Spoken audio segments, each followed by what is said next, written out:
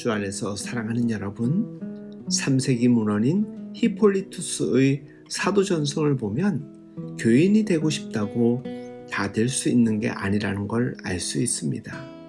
교인이 되려면 우선 깐깐한 문답 과정부터 시작해서 직업이 합당치 않거나 말 한 번 잘못하면 곧바로 퇴짜를 맞곤 했습니다.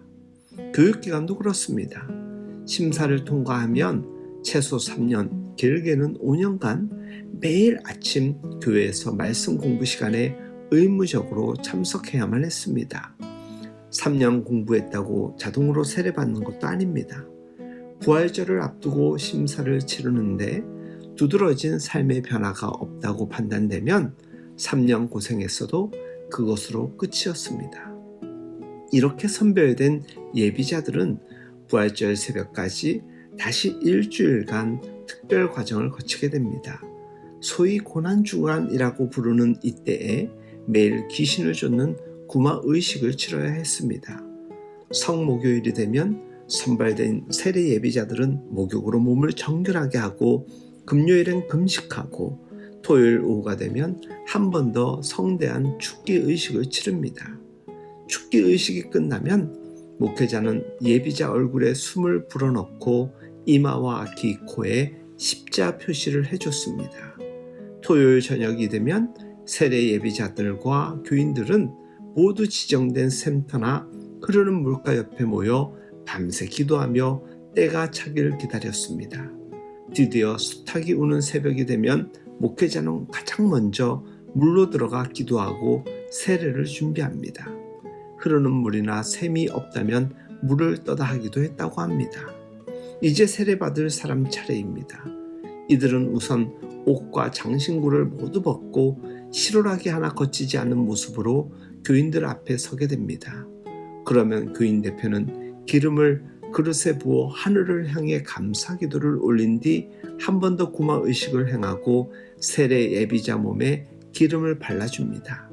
교인들 앞에서 옷을 벗고 몸에 기름을 바르는 일을 지금으로서는 상상할 수도 없겠지만 당시 교회에서 입교 예비자가 세속의 옷을 벗고 세속을 향한 간신과 충성이라는 오랜 세월의 축적물을 제거하는 의식으로 받아들여졌습니다.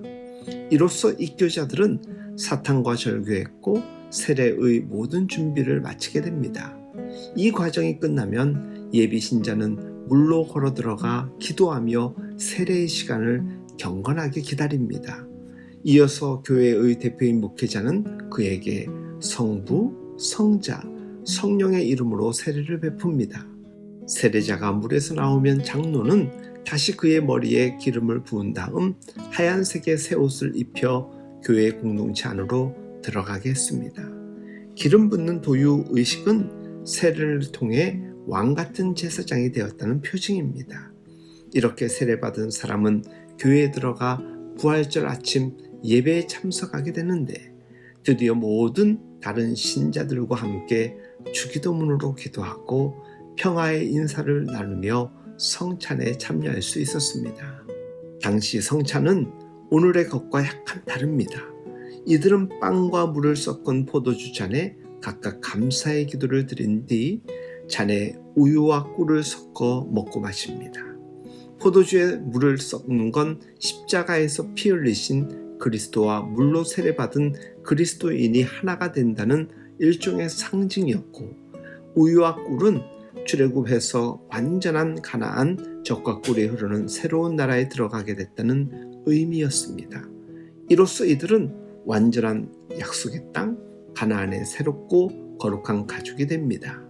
그런데 참 이상합니다. 이 당시만 해도 교인이 되면 혜택은 고사하고 예비 사형수가 되는 박해의 시대였고 도대체 무엇이 사람들을 교회로 끌어당겼을까요? 주 안에서 사랑하는 여러분, 우리는 주님의 몸된 교회의 교인이 되었습니다. 그리고 성도로 살아갑니다. 이 거룩한 호칭에 맞는 아름답고 복된 신앙의 주인공들 될 수 있기를 예수님의 이름으로 축복하며 응원합니다.